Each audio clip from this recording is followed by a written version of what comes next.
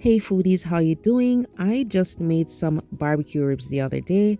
I made these because my husband asked for them for Father's Day and they're pretty easy. I have another rib video on my channel, but I wanted to share these with you.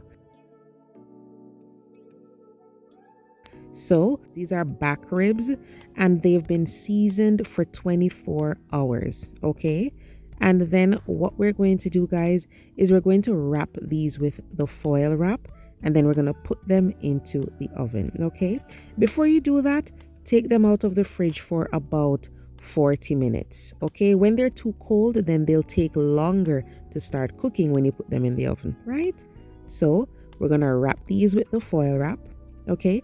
And decide how much time you have. If you have a lot of time and you want those fall off the bone ribs, then you want to do them long and slow in the oven, okay?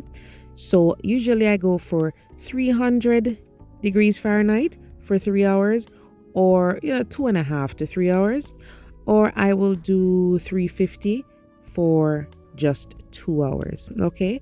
So decide what you want and check out some details in the description box below, okay, as far as temperature. We had a lot to do on Father's Day, so I decided to do 350 for just 2 hours, okay? So we're gonna put this in the oven for an hour and a half with the foil wrap over it. And then after that 1 hour and a half, we're gonna take it out, all right? So this is my easy sauce. I have some ketchup, barbecue sauce, and some sweet chili sauce. That's it. Whisk this together over medium heat until everything comes together nicely. Just let it simmer a bit. You want everything to come together. You want an even color, and then just turn off the stove. That's it, okay? If you prefer, you could also use my homemade barbecue sauce. So take those ribs out of the oven. We've done an hour and a half, so now we just need another half hour. So we'll take these out and we are going to just brush some sauce all over the ribs and we'll put them back in the oven without the foil because we want that sauce to start sticking to the ribs and starting to we want it to start caramelizing because we want that beautiful glaze kind of look, you know what I mean? So use your brush and get that sauce on there, or you could even use a spoon just to get some sauce on there. For the underside, I just use a little sauce, but then when I flip it over, I will use more sauce. So get the sauce on there, and then you're gonna put it in the oven for 15 minutes. Then take it out, put more sauce on top, and put it back for another 15 minutes. Okay, and then we'll be good to go.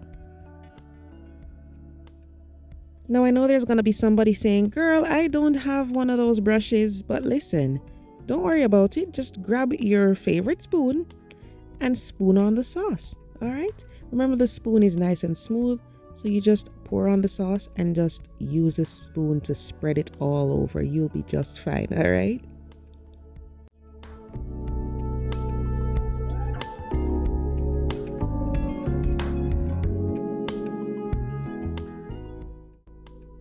Now, if you really want to get that sticky glaze action going on, what you can do is after you put it in the oven for those 15 minutes, take it out, brush sauce on, put it back for another 15 minutes.